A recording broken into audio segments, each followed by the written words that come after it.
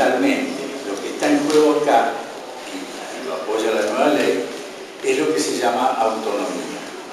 Ahora, la autonomía es el derecho del paciente a expresar su voluntad y que se le cumpla, ¿no es cierto? Es decir, me niego a un tratamiento, o quiero tal tratamiento, o quiero saber o no quiero saber.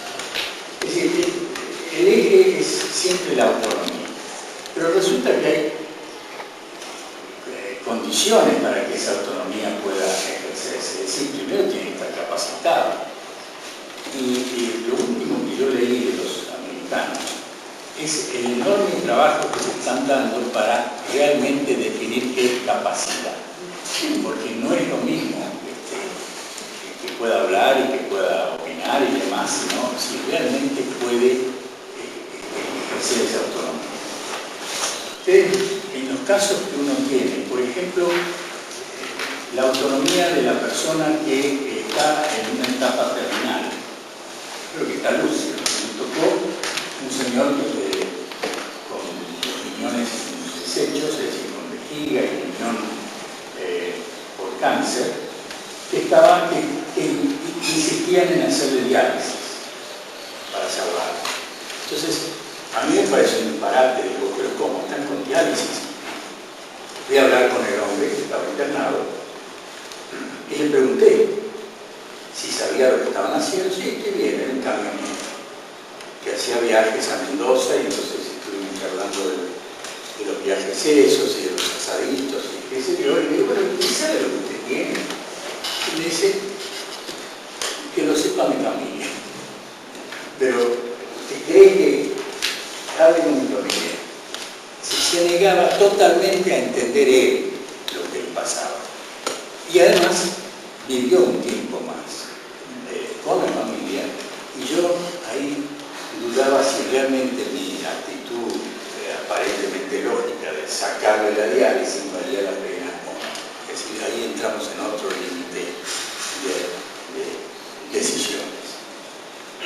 Hay otras decisiones, hay otras situaciones que me ponen muchas veces en situaciones difíciles. Por ejemplo, cuando el paciente tiene mucha confianza con uno, confía mucho en uno, y resulta que empieza a perder la memoria y empieza a decir, che, esto no, porque también son pacientes informados, así que tú puedes ser.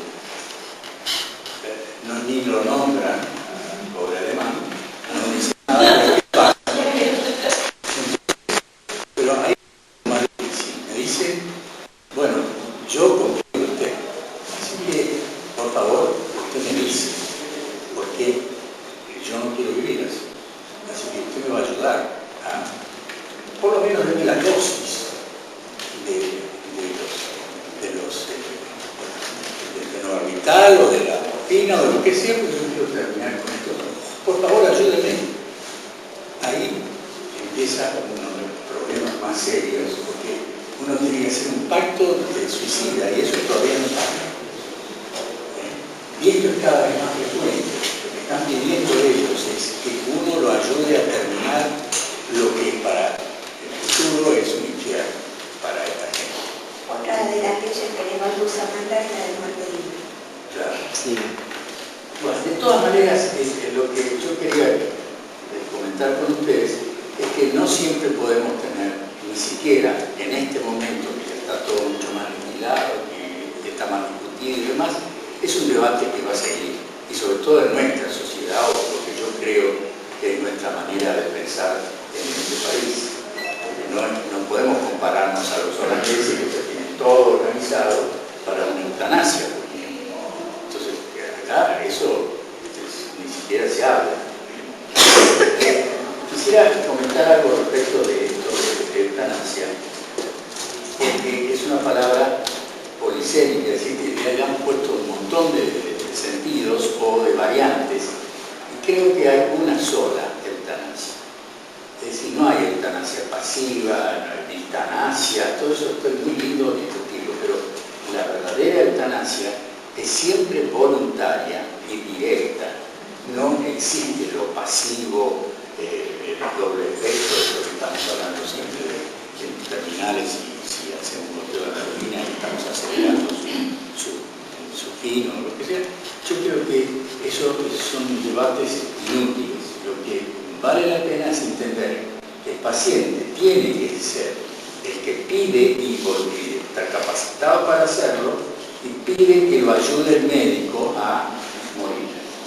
Esta forma directa, eso sí es eutanasia, voluntaria y directa. Todo lo demás es retórica. Ahora, otra de las cosas que suceden, la doctora me decía de comentar, es el rechazo a determinados tratamientos o a determinadas posibilidades genéticas como las que estaba nombrando Cecilia Serrano. Uno de los casos paradigmáticos, uno de los casos más importantes fue el descubrimiento del gen del Huntington. La enfermedad de Huntington, no se conocía qué era lo que estaba pasando hasta un momento en que alguien en Estados Unidos enferma de Huntington. El caso fue muy especial porque esta era una persona de un importante abogado, muy clase alta, y fue a buscar al marido al edificio de justicia y entonces el vigilante que estaba en el estacionamiento le dice: señora, ¿cómo a esta hora tan temprano usted ha venido? Y dice: yo no he venido, y bueno, lo que pasa es que ya empezaba con movimientos anormales. Entonces fue y le contó al esposo, y el esposo se puso en campaña, y bueno, fueron a distintos neurólogos y se confirma una enfermedad de Huntington, la corea de Huntington. Hasta ese momento no había ninguna posibilidad de conocer el gen de la causa genética de esa enfermedad. Se sabía que se heredaba directamente, pero no se conocía. Entonces, esta señora, el marido se propuso investigar y hacer todo lo posible por ella, así que creó una fundación. Y una de las hijas era estudiante de biología y otra de las hijas, las dos hijas que tenían, era escritora o quería hacer literatura. La estudiante de biología pudo conseguir ubicar un lugar donde el Huntington era muy frecuente. Había una endemia allí en Latinoamérica. Y entonces tuvo mucho material y se asoció a otras entidades científicas genéticas como para empezar a estudiar y a buscar el gen. Prácticamente ahí la población estaba invadida por esta enfermedad, así que pudieron sacar mucha sangre, mandarla a todos los laboratorios y se logró ubicar el gen. Así que al ubicar el gen empezaban los marcadores, también uno podía hacer el análisis de lo que pasaba. ¿Qué pasó? La investigadora que dirigió todo esto, que se llama Nancy Wexler, y en aquel momento se hizo muy famosa justamente porque con el equipo que ella dirigió se pudo lograr el esclarecimiento genético de la enfermedad. Entonces, la anécdota que me pedí ella que yo contara era que en el momento en que ya existía la posibilidad de definir si tenía o no la enfermedad, porque las dos hijas estaban sanas, la escritora pidió hacerse el test y la descubridora del gen dijo: yo no me lo hago. Así que fíjense el cambio de mentalidad que puede haber en este tipo de cursos. Y hasta, no sé el final, explicando qué pasó. ¿Qué pasó después? Todavía no llegamos a esto. Lo que sí es interesante de destacar, porque se vincula con lo que planteaba ayer Mabel, en relación con la extracción en este caso de sangre, pero podrían ser material biológico, obviamente genético, y dónde se va a guardar. Ahora viene el gran debate con los fundamentalmente, si a todas esas personas que entre comillas donaron porque se les fue extraída esa sangre, si fue consentida. Hablaba antes Eduardo respecto del consentimiento informado. ¿Qué información recibieron o les dijeron que vamos a sacar sangre para hacer algún estudio? En esa época nada. Y además, ¿qué sucedería o qué sucede en la actualidad? Por esto que hablábamos de la investigación ayer y hoy, y algunas prácticas que se siguen realizando y están bastante perpetuadas, más allá de ser cuestionables, respecto de la extracción de algún tipo de material, sobre todo genético, para un uso posterior que no está explicitado en el consentimiento que en el momento se firma. Y probablemente ni siquiera los investigadores que extraen esa muestra sepan cuál va a ser. No hay conflictos en el comité de ética, por ejemplo. Justamente, me gustaría si usted puede profundizar claro, en esto. pero se enojaron los investigadores con el comité, porque nosotros decíamos que esta sangre a dónde va, qué uso tiene, además de ustedes saben ya que receta el estudio genético, uno puede ver si va a venir tal enfermedad o no, y entonces los empleadores se toman en cuenta esto si la información está, de manera que es mucho más difícil ubicar eso. Y agregamos algo a la anécdota, que no es una anécdota, es una historia verídica, y es que la ausencia de datos es un dato en sí mismo. Que una persona se haga esa práctica y que no se pueda hacer el seguimiento de qué sucedió, tiene cierta interpretación que la dejamos a su respectivo criterio. Ustedes Huntington es autosomante, o sea que el 50% de los partos va a tener la enfermedad. La hermana escritora que se hizo el test fue negativa. Se hizo el test. Entonces,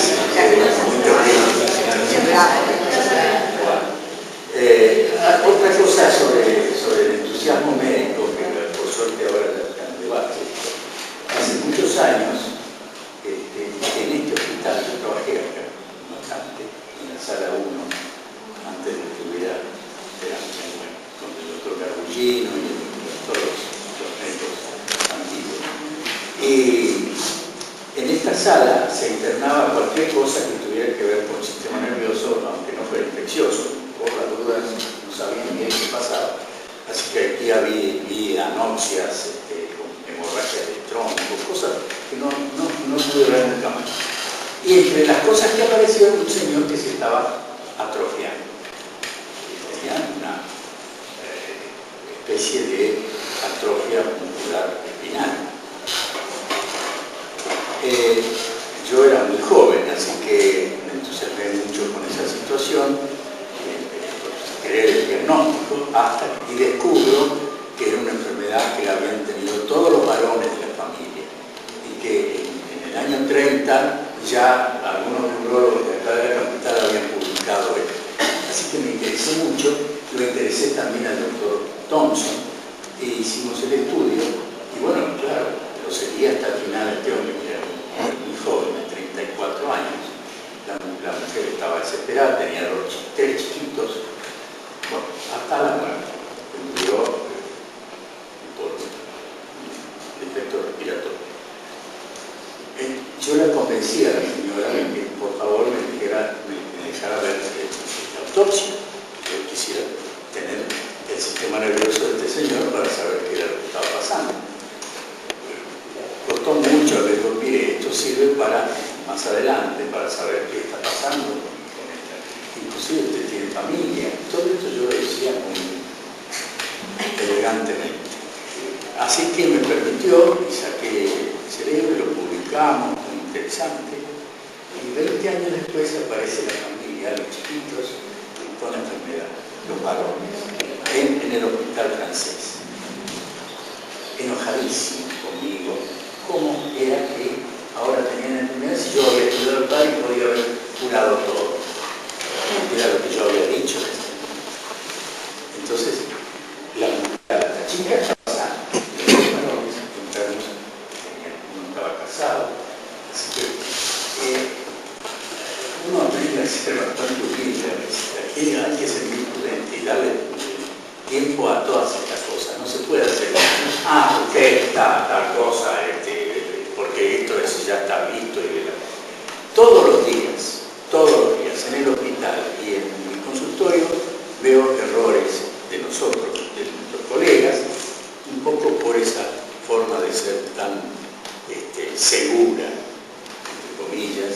En realidad, por ejemplo, yo le contaba a Cecilia Serrano, la cantidad de gente que no puede diferenciar un temblor de acción de un temblor de reposo. Entonces, es clave. A veces se mezclan los dos, bueno, pero en general están separados. Entonces, si yo tengo un temblor de acción, porque voy a agarrar una cosa, tiemblo, pero que si estoy quieto no tiemblo, esto es un temblor de acción. Y si estoy quieto y tiemblo, es un temblor de reposo. Bueno, esta diferenciación que parece tan simple no se da en la práctica y entonces hay gente que está tratada por Parkinson que no tiene Parkinson. Esto es lo más común que yo estoy viendo, inclusive asombrosamente por gente que se supone que tendría que saber. Bueno, de todas maneras, hay una cantidad de cosas así que hacen que nosotros no tengamos que ser demasiado seguros y soberbios en nuestra manera de ver las enfermedades. Y esto crea una situación muy particular para todos los debates futuros. Esto es permanente, no ha terminado. Esto está en plena transición. No sé lo que va a pasar dentro de 20 años con respecto a la eutanasia acá, pero en la medida que la gente se informe cada vez más sobre las enfermedades y demás, va a haber decisiones especiales. Está el que rechaza y está el que acepta la realidad. El rechazo de la realidad tiene sus ventajas y sus contras. Si el aceptar la realidad, lo mismo. Así que... Y como parte de esa realidad, podríamos retomar lo que comentabas un ratito, Patri, respecto de las nuevas drogas que se dan para determinadas terapias, que no se sabe si tienen algún beneficio o no, como el caso no lo vamos a mencionar el Parkinson, el mal diagnóstico, pero sí el ADD. Y la niñez empastillada. Los chiquitos que son diagnosticados y hagan por falta, todos tienen ADD porque son pibes molestosos y en la escuela se aburren. Mire, les voy a contar también las cosas antiguas. Yo durante mucho tiempo en el hospital francés estaba en el departamento de encefalografía y me interesaba mucho la epilepsia. Entonces hacíamos los registros y cada vez que hiperventilaba un nenito había sincronías lentas. En esa época, esas sincronías lentas y laterales se tomaban como elemento epiléptico. Y todos los niños que tenían eso, que era normal, estaban todos con fenobarbital. Todos, durante años. Qué bárbaro. Qué bárbaro. Así que, bueno, hasta que se pudo ver que esas sincronías lentas eran fisiológicas, no tenían nada que ver con eso. ¿Por qué? Porque el chiquito venía con algún trastorno de conducta o lo que sea. Ahí aprendí también otra cosa sobre las drogas. Cada vez que venía un nene consulto, esto es interesantísimo y tiene que ver con otra cosa. En el consultorio privado o en el hospital había nenes que venían con mucho temor y al médico y al ambiente y a todo. Y los padres no podían controlarlo. Y no había forma de controlarlo. Entonces, para ganar tiempo y demás, uno los drogaba a los nenes.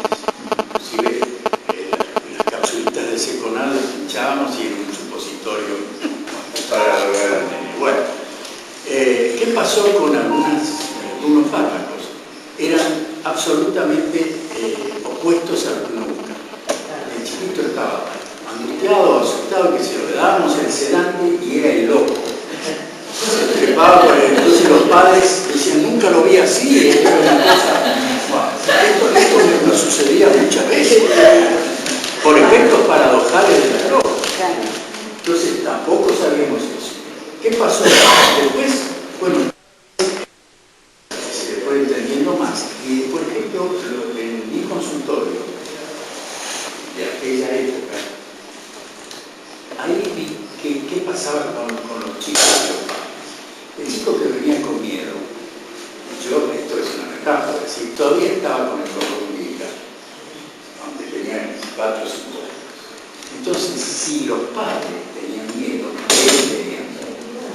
Si yo entonces llamaba primero a los padres y decía, mire, esto no es electricidad, esto es nada más que me le explicaba todos los detalles del asunto, se iban a la sala de espera y el nenito, claro. Es decir, había una directa comunicación, no sé cómo, bueno, con el chico y los padres. Esto tiene que ver con otra cosa que es muy interesante, que está en elaboración. Les paso el dato porque a mí me fascinó. Que era el estudio de la empatía, ponerse en el lugar del otro. Eso es muy importante y hay mecanismos fisiológicos cerebrales que apoyan esa situación. Por ejemplo, hay un librito que es muy divertido que se llama Las neuronas espejo.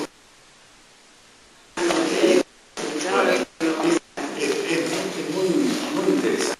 Eso es la escuela italiana. Eso es nuevo. Sí. Pero ya desde el año 60. No. Lo que pasa es que fue elaborándose. La escuela italiana hizo una cosa ahí muy buena. De casualidad salió la cosa. Porque ellos tenían en el laboratorio monos para estudio, monitos chicos. Habían elegido esos monos que eran mansos.